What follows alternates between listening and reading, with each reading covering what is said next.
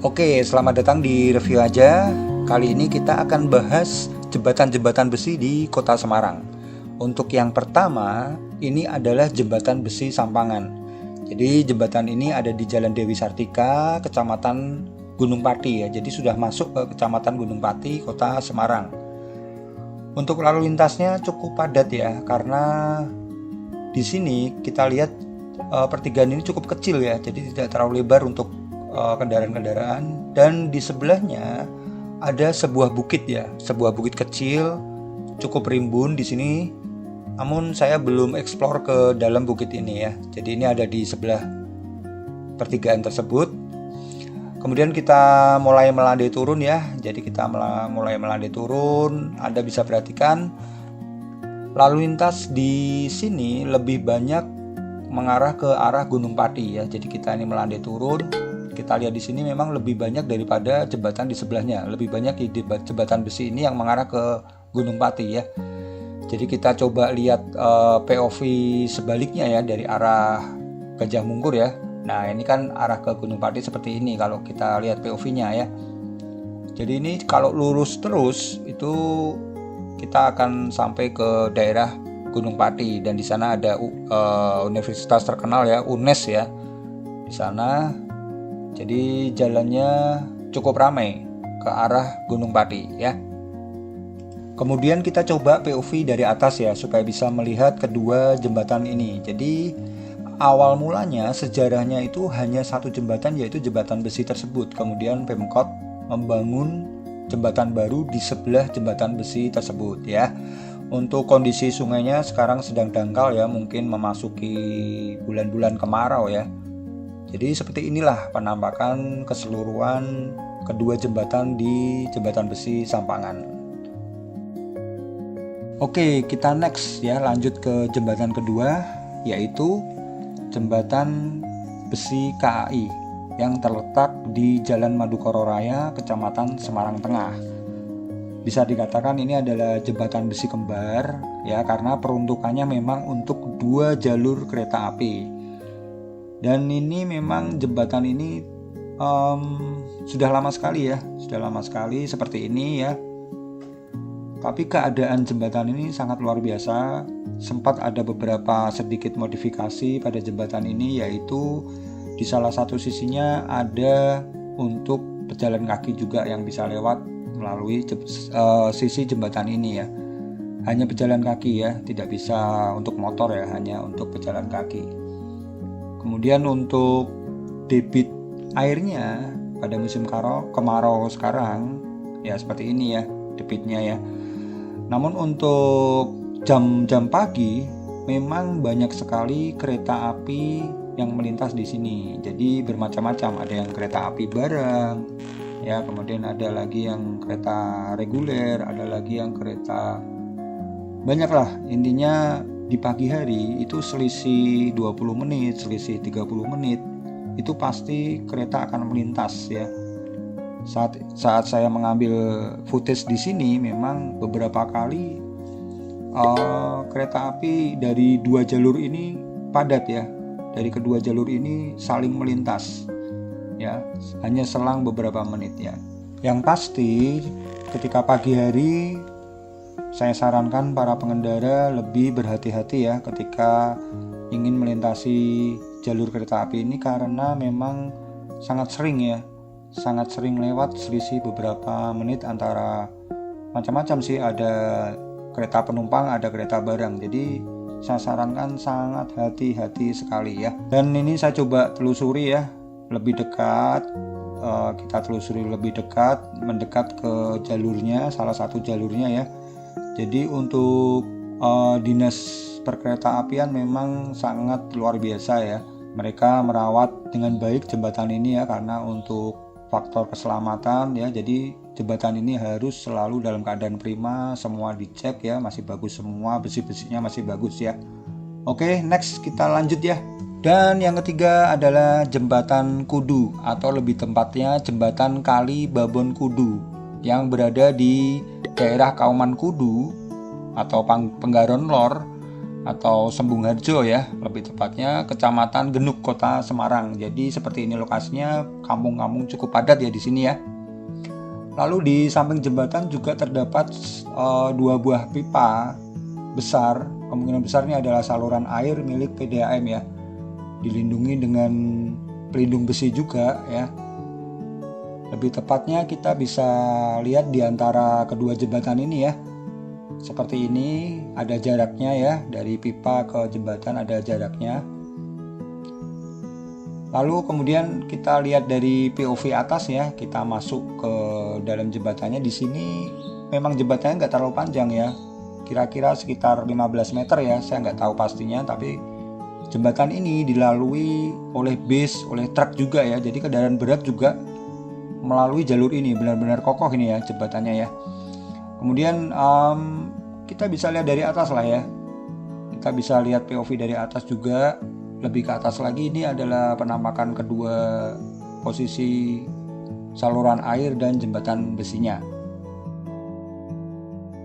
Kemudian untuk keadaan sungainya juga tidak terlalu besar ya, tidak terlalu besar, jadi kecil seperti ini ya. Lalu di sekitar wilayah jembatan ini terdapat banyak sekali sawah ya. Di Kecamatan Genuk ini banyak terdapat sawah ya.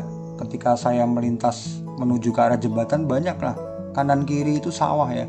Kebetulan saya mengambil footage kali ini, terdapat beberapa orang atau banyak orang di sini sedang proses menanam padi. Saya tidak tahu mereka itu upah bayaran atau mereka bergotong royong, saya tidak tahu. Cuma sepertinya saya melihat di sini mereka ini adalah masyarakat yang diupah ya. Beberapa orang ini mungkin ada 20-an ya, termasuk yang sana-sana tidak sempat saya footage ya. Ada banyak orang, ini hanya yang bergerombol di sebelah sini saya footage ya. Sepertinya ini adalah upahan ya, orang upahan untuk menanam padi di sini ya. Oke, jadi begitu aja penampakan jembatan Kali Babon Kudu beserta kampung-kampung di sekitarnya. Juga tadi sempat kita lihat aktivitas masyarakat di sana ya. Oke, kita lanjut next. Yang keempat dan yang terakhir adalah jembatan Pucang Gading di Jalan Pucang Gading Raya, Kecamatan Meranggen ya. Jadi ini dulunya masuk di daerah Kota Semarang, tapi sekarang ini sudah masuk di Kabupaten Demak atau belum, saya belum tahu. Jadi ini ada di pinggiran Kota Semarang. Jadi seperti ini penampakannya, kita lihat dari atas ya. Banyak sekali kanan kirinya pohon bambu di sini ya. Jadi keunikan dari jembatan ini banyak sekali ditemukan ya. Salah satunya banyak pohon bambu di sini ya. Sekarang kita coba POV ketika masuk ke dalam jembatannya ya. Di sini sangat ramai sekali karena memang di sini adalah jalur penting ya untuk menghubungkan beberapa wilayah. Di sini banyak sekali perumahan dan sebagainya, kampung-kampung perumahan itu sangat banyak daerah sini. Jadi jembatan ini sangat penting sekali ya, sangat penting sekali. Ini adalah jembatan juga sebelum jembatan besi ya. Jadi dari kampung ke kampung itu, keluar dari kampung ada jembatan, terus kemudian dari ini pertigaan ini kecil tapi sangat padat sekali. Sangat padat sekali ya. Anda bisa perhatikan ada yang dari jalan kecil di sana ya. Lalu ciri khas berikutnya, di dekat jembatan besi ini terdapat pintu saluran air.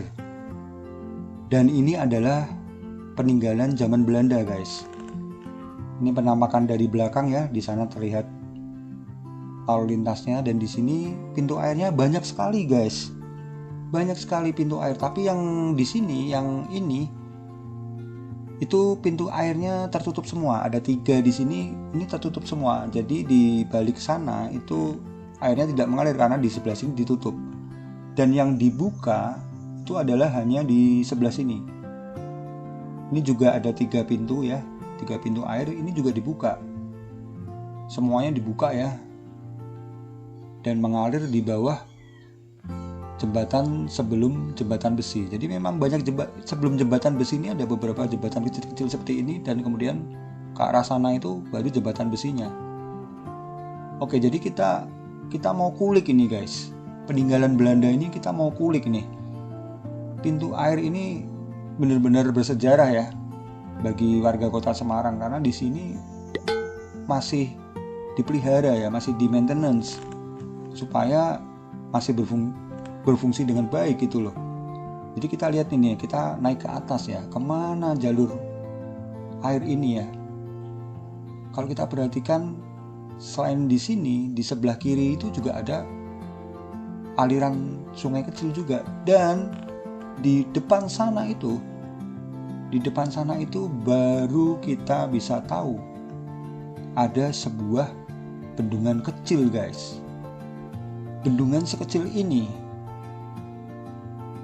tersembunyi di balik rimbunnya pohon-pohon bambu di bawah saya ini ya. Jadi seperti ini, ternyata ada bendungan kecil zaman Belanda dulu guys. Sangat apa ya, sangat historis sekali ya. Bentuk bendungannya seperti ini. Kali ini mungkin kita lihat aliran airnya terbilang sedikit ya, karena ini mungkin memasuki bulan kemarau, jadi agak dangkal ini ya. Ini agak dangkal guys. Tapi bangunan-bangunan bendungan ini sangat klasik Belanda ya, sangat klasik Belanda. Bagus banget ya. Kita bisa perhatikan masih kokoh berdiri ya. Ini tembok-tembok ini masih zaman-zaman dulu ya. Lalu kita coba masuk melewati celah di sini ya. Kita menuju bendungan utamanya guys. Jadi bendungannya hanya sebesar ini guys.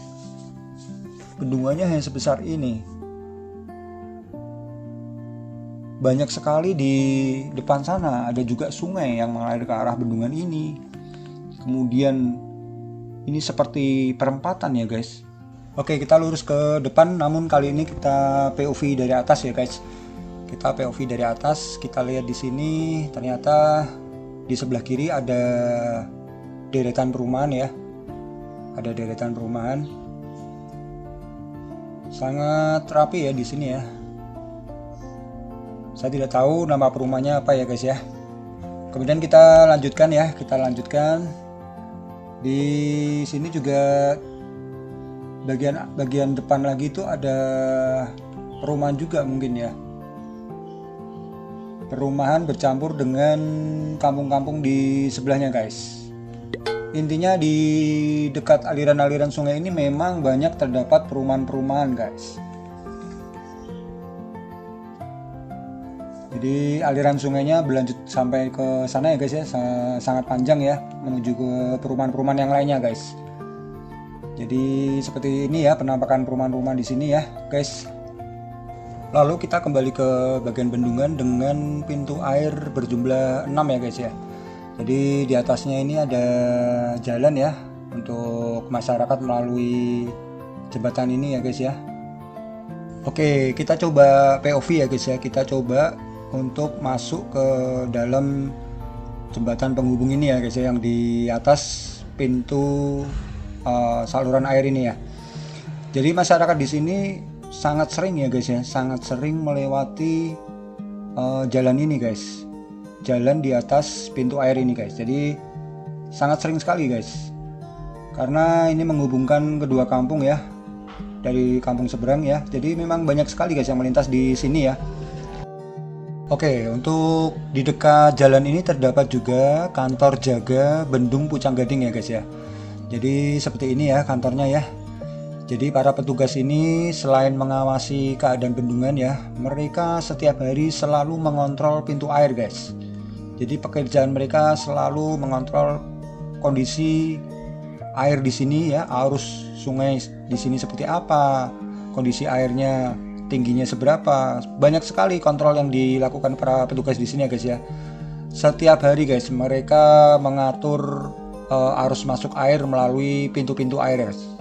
Lalu di sini juga terdapat tulisan Bendung Pucang Gading guys. Jadi untuk banner lokasi ada di sini guys ya. Lalu pada siang hari yang panas ini, masyarakat juga memanfaatkan kondisi di bendungan ini ya untuk santai-santai di sini, duduk-duduk di sini ya. Ada yang gelar tikar, ada yang mancing ya guys ya. Jadi masyarakat benar-benar memanfaatkan keadaan di sini karena banyak sekali pohon-pohon rindang di sini ya. Lalu juga banyak juga saya temukan di sini anak-anak yang bermain. Mereka langsung terjun ke sungai karena memang tinggi air tidak seberapa ya guys ya. Seperti kalian lihat sendiri ya.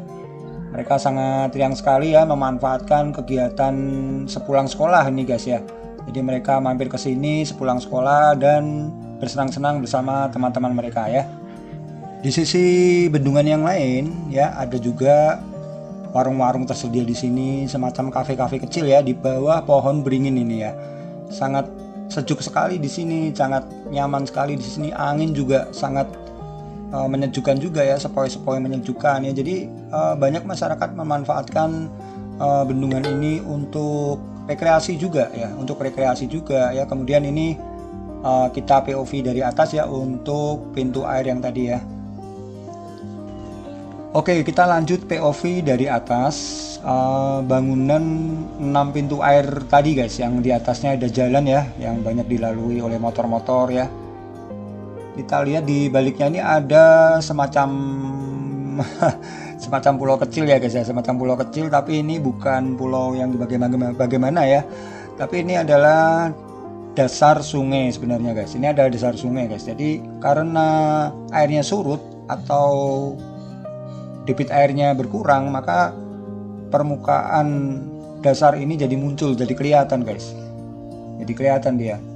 Jadi aslinya memang sungai ini benar-benar surutnya lumayan banyak guys. Jadi hanya benar-benar dangkal ya. Benar-benar dangkal ini guys. Kemudian kita lihat di sini pintu air 6 itu yang deras hanya nomor 3 guys, dari sebelah kiri guys. Nomor 3 ini sangat deras sekali, sebelahnya nggak terlalu deras ya guys ya. Jadi seperti itu guys. Lalu kita coba ke bagian sisi lagi yang lain. Kita telusuri ya. Kita tadi sudah di sini ya. Kita coba telusuri juga di sudut ini ya. Terdapat alat pengukur air ya, atau pengukur air di situ ya, yang nempel di dinding. Jadi banyak juga warga-warga yang bermain di sini ya.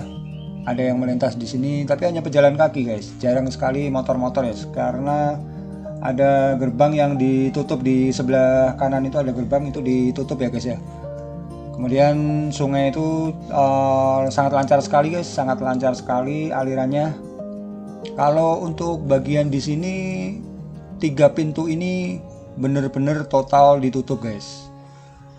Terdapat juga pengukur air di situ, tapi di sini benar-benar ditutup guys. Itu tadi tempat yang banyak sekali kafe tadi, warung-warung di bawah pohon ya guys ya.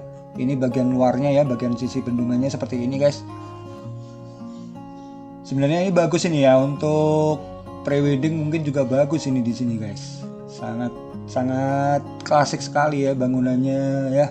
Dinding-dindingnya masih original semua guys. Oke, kita coba masuk ke bawah jembatan ya. Kita coba telusuri sungai ini ya. Sebenarnya sungai ini mengarah kemana guys? Sungai yang tanpa pintu ini, yang hanya semacam pondasi-pondasi dinding tadi itu, mengarah kemana ini guys? Jadi ini lumayan lancar ya, airnya lumayan lancar, cuma memang agak dangkal guys. Memang agak dangkal. Lurus ke sana terus itu kita akan cari tahu guys. Kita akan coba lebih naik lagi. Kita coba lebih naik lagi ke atas ya guys ya, untuk mengetahui kemana aliran sungai yang tanpa pintu air ini guys ya.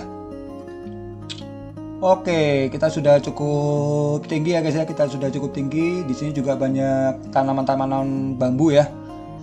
Nah, oke, di depan sana jelas sekali terlihat guys. Jelas sekali terlihat bahwa aliran sungai yang ini itu mengarah persis di bawah ujung jembatan besi Pucang Gading ya guys ya. Jadi seperti itu penampakannya, mengalir di bawah jembatan besi tersebut ya. Lalu kemudian ini juga ada jalan setapak guys, ada jalan setapak kecil di samping sungai ya. Jadi anak-anak kecil tadi yang bergerombol berenang itu mereka jalan dari sini guys. Jalan melalui setapak ini terus ya. terus melaju ya sampai di ujung jalan ini ya guys ya. Dan kita sampai juga ini di tempat anak-anak tadi ya bermain ya guys ya. Di bawah juga terlihat semacam pondasi ya, semacam pondasi berbentuk huruf W. Ini untuk memecah air guys, untuk memecah air ya guys ya. Jadi seperti itu guys, ini penampakan lagi kita sudah berada di pusat bendungannya ya guys ya. Sekitar 15 menit dari jembatan Pucang Gading, kita akan menjumpai tempat yang namanya Brown Canyon ya. Ini adalah Grand Canyonnya Semarang ya kan, bukan di Amerika ya, tapi ini di Semarang. Dan ini yang kita lihat sekarang adalah kondisi terakhir Brown Canyon guys. Saya sudah lama nggak kesini. Ketika saya sekarang kesini, keadaannya jauh sekali berbeda guys, sudah jauh berbeda. Tapi untuk Brown Canyonnya ini yang kita lihat di depan kita, itu memang dari dulu memang masih seperti ini. Tapi untuk keadaan sekitarnya lebih sudah parah guys, karena apa? Karena ini tanahnya dikeruk guys, bertahun-tahun guys dikeruk guys. Kalian bisa perhatikan hasil kerukan itu sudah menjadi genangan air guys. Itu genangan air itu tidak mengalir guys, itu dari air hujan tertampung di tempat cerukan tanah seperti itu dan kayak membentuk danau kecil. Itu sebenarnya adalah hasil dari kerukan guys, dan uniknya juga entah kenapa ya guys ya, ada orang ya membuat bisnis ya, itu kolam renang di sini guys. Bayangin aja guys, di antara kerukan-kerukan ini, itu kita lihat di sana itu ada kolam renang guys. Ya, kita akan menuju ke situ guys. Kita akan menuju ke kolam renang itu ya. Kita akan menuju ke situ nanti ya. Jadi kita lewati dulu di atas ini Brown Canyon yang udah terkenal ini dari dulu guys. Dulu di sini memang sangat bagus guys. Karena apa? Karena belum ada cerukan-cerukan dalam seperti ini guys. Bahkan kalian lihat di atas sana itu cerukannya banyak sekali yang sudah tergenang air guys. Dan pada tahun berapa ya? Sekitar 2 tahun yang lalu itu dibuatlah kolam renang ini guys. Jadi di tengah-tengah cerukan penggalian pasir ini terdapat kolam renang guys. Di sini ada kolam renang, ada pemancingan juga guys. Kolam renangnya hanya 1 kolam, kemudian kolam pancingnya ada 2 ya guys, itu di situ ya. Saya belum pernah kesini guys. Nanti suatu kali saya review ya guys ya, untuk apa isi di dalam rumah tersebut ya. Apakah ada restonya atau apa. Jadi kita lewati dulu guys ya. Itu juga terdapat ada beberapa orang yang sedang berenang ya. Kita lanjutkan perjalanan kita ke cerukan-cerukan yang lain guys. Cerukan yang lebih besar guys, yang lebih dalam guys. Jadi karena mereka ini ya, para penggali tanah ini ya, yang mengambil tanah di sini, truk-truk yang mengambil tanah di sini, karena sudah tidak ada samping-sampingnya yang dikeruk, mereka ngeruknya ke dalam guys. Tapi karena hujan ya, air jadi tertampung, jadi mereka tidak bisa ngeruk lagi guys. Alhasil kalian bisa lihat di situ, mereka pindah guys. Truk-truk itu pindah mengeruk ke sana guys. Lebih lagi mengeruk ke sana. Ya. Itu kita lihat ya, pengangkut pasirnya, truknya sangat banyak sekali. Ini padahal baru jam 9 pagi guys. Baru jam 9 pagi mereka sudah aktivitas guys. Banyak sekali, puluhan truk di bawah sana itu mulai mengangkut pasir dari sini guys. Keluar dari sini dibawa kemana nggak tahu. Mungkin untuk proyek pembangunan Pemkot atau apa, nggak tahu saya untuk pastinya. Jadi kita lihat aja guys, ini di bawah ini sangat berdebu sekali guys. Jadi lokasi monitoring saya tidak di bawah sini guys. Karena apa? Karena jalan itu sangat berdebu sekali. Dilalui kendaraan-kendaraan berat, truk seperti itu, sangat berdebu sekali guys. Anda kalau lewat di sini harus pakai masker Karena ketika saya coba melintasi di sini, itu kendaraan saya sudah penuh dengan debu guys. Hanya sebentar aja sudah penuh dengan debu, karena apalagi musim kemarau guys. Tanahnya berdebu ini pasti menyebar kemana-mana guys. Jadi kalau kalian lewat di sini, pastikan pakai masker guys, atau pakai helm full face. Namun helm full face pun mungkin ya masih tembus guys, karena debu di sini sangat banyak. Dilalui truk-truk itu hasilnya sangat banyak debunya. Oke, kita lihat lagi untuk POV dari atas ya, cerukan-cerukan air itu ya cukup melebar ya. Jadi keadaan sekarang itu jauh berbeda dengan dulu guys.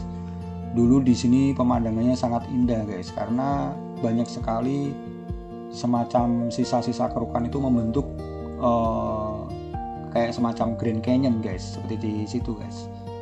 Ya, kita coba lewat lagi ya kolam renangnya ya. Kita coba lewat lagi kolam renangnya. Dan ini ada area pemancingan ya. Kemudian sebelah di situ yang airnya jernih itu ada beberapa orang yang sudah berenang ya pagi-pagi ya. Ada juga wahana-wahana kecilnya di situ. Kemudian mungkin ini ada restonya juga guys. Dan ini ada beberapa juga truk-truk yang masih berfungsi guys untuk aktif mengambil tanah di sekitar sini guys. Kita coba berputar ke arah Grand Canyon-nya ya, atau di sini disebut Brown Canyon ya. Brown Canyon itu artinya brown itu ya coklat ya. Coklat itu artinya ya ini ya, bukan batu-batuan tapi tanah guys, tanah kerukan. Makanya dia disebutnya Brown Canyon. Jadi di sini ada lagi yang lebih kecil lagi ya, lebih pendek, ada yang tinggi seperti ini. Ini yang utamanya ini guys, yang terkenal guys, yang disebut Brown Canyon tuh ini guys. Jadi kita coba putari ya, kita coba putari. Dan kalian juga bisa lihat di depan sana sekali ya, itu benar-benar sudah tinggi guys. Kerukannya sudah tinggi, di atasnya juga ada rumah itu guys ya, di atas sana itu ya, itu ada rumah. Itu kalau longsor bagaimana guys?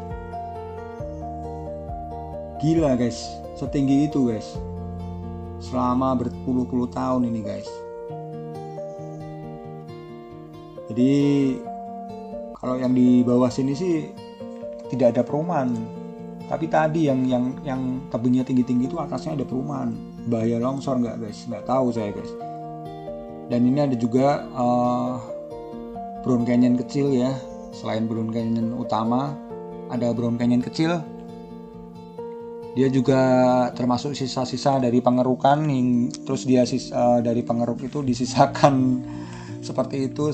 Kayaknya sengaja dibentuk supaya mereka bisa melihat seberapa dalam mereka mengeruk ya, dengan menghasilkan sisa setinggi itu ya guys. Itu kalau diperkirakan yang kecil ini mungkin sekitar 20 meter gitu guys. Ini sekitar yang kecil ini aja 20 meter guys. Karena posisi penerbangan saya ini cukup tinggi guys. Ini sekitar 20 meter yang kecil ini guys. Kita coba putarin Brown Canyon kecil ini guys. Kita coba putarin Brown Canyon yang kecil ini. Tanahnya seperti itu ya guys ya. Jadi tanah bercampur dengan batu. Jadi batunya juga bukan batu-batu seperti kali besar, bukan ya. Tapi bongkahan-bongkahannya juga nggak terlalu besar. Jadi kayak bercampur dengan tanah guys. Jadi memang kalau saya melihat truk-truk yang melintas di sini, mereka pada bak truknya itu memang mengangkut tanah guys. Ada sebagian batu juga, tapi sepertinya mereka tidak tertarik batu-batu yang besar ya, jadi mereka tinggalkan. Mereka butuhkan hanyalah pasirnya ini guys, tanahnya ini untuk pengerukan ya, untuk pengerukan dan untuk menimbun juga ya, keperluannya untuk menimbun di lain tempat ya, mungkin untuk pembangunan apa di lain tempat ya. Oke, ini juga ada sisi yang sebelah sini juga sudah dikeruk masuk ke sana guys. Tapi berhenti guys, karena di sana sudah ada bangunan-bangunan lain. Di sini ada juga semacam pabrik ya. Nah, di sini juga ada 2 truk ya, mungkin ada sedikit wilayah mereka yang masih bisa dikeruk guys. Dan benar juga guys, di situ ada traktor guys. Di situ ada traktor yang mengeruk tanah di situ ya guys. Lumayan itu, bisa 10 truk bisa itu guys kalau tanah segitu guys. Oke guys, gitu aja dulu ya untuk episode jembatan besi kali ini ya guys ya. Sekarang kita terbang ke persembunyian saya yang terakhir ini guys. Jadi di video terakhir ini saya bersembunyi di sini guys untuk memonitoring keadaan Brown Canyon guys. Jadi saya ada di tempat rosok ini guys, tepat sekali yang ada di depan kita ini ya. Saya di situ guys. Jadi tempatnya bersih, nggak berantakan ya. Jadi teratur sekali ya guys ya. Saya duduk di sini karena apa? Karena memang tempatnya teduh, nggak ada debu sama sekali, dilindungi pohon-pohon ya guys. Jadi kita akhiri episode kali ini guys. Sampai jumpa, jangan lupa subscribe dan happy selalu ya guys ya. Thank you guys.